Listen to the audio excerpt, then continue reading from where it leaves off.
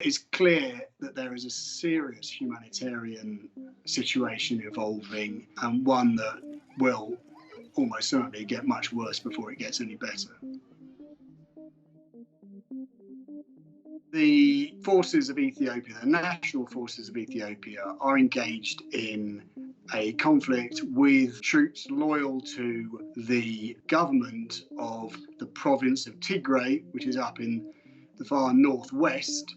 For a second week now, Ethiopian federal troops are battling forces loyal to the TPLF. Up to 30,000 people have fled a government offensive. The conflict comes down to a power struggle between Prime Minister Abiy Ahmed and the leader of the rebellious Tigray region. The Tigrayans have been very dominant in Ethiopia for pretty much 30 years. And since 2018, they would say they've been unfairly marginalised once Abiy Ahmed had taken power.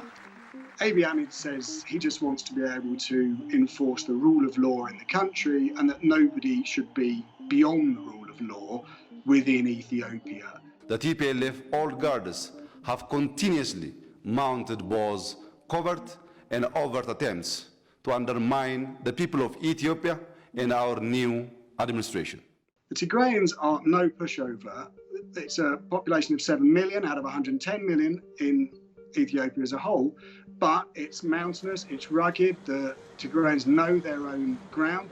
They have also an awful lot of ammunition and weaponry up there because that's where the Ethiopian army have stocked a lot of their weaponry on their northern frontiers. The final wild card, if you like, is Eritrea, which is the country to the north of where the fighting is going on, north and east. And the worry is that the Eritreans will somehow enter in a significant way the combats over the border, and that would be very destabilising. There's an immediate proximate cause of the war, which is an attack that supposedly took place on Ethiopian military installations in Tigray that the central government have blamed on Tigrayans, and the Tigrayans say is completely concocted, it never happened, and it is just basically an excuse to send in the national military.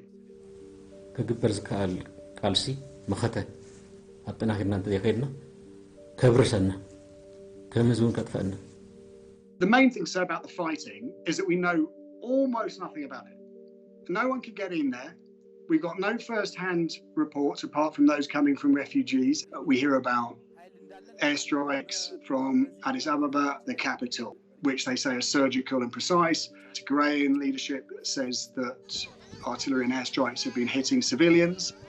There have been reports of atrocities, including a massacre. It's unclear quite who is responsible. Details are still unconfirmed.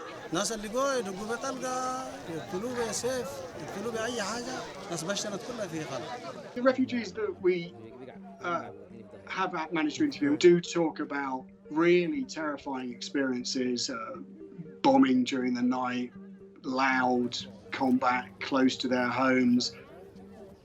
There are substantial numbers of people displaced.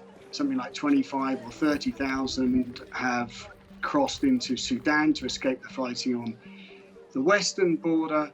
There are many more who are fleeing fighting elsewhere. But it is overall very obvious that there are large numbers of very frightened people on the move. Basically, what's going on is a civil war, although people inside the country aren't tending to call it that. Abiy Ahmed came in 2018. He pushed through a whole load of economic reforms, freed lots of political prisoners. He concluded a peace with Eritrea after 20-odd years of fighting, which won him the Nobel Peace Prize.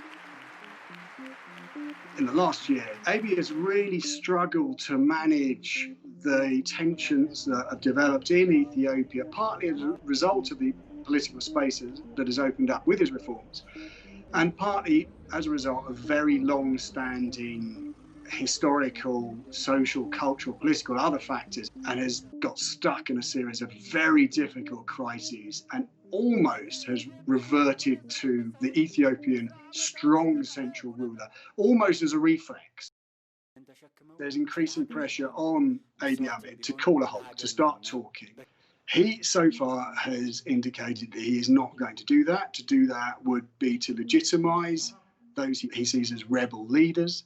The Tigrayans still maintain that they are fighting for their own regional right and that they will fight to the bitter end too.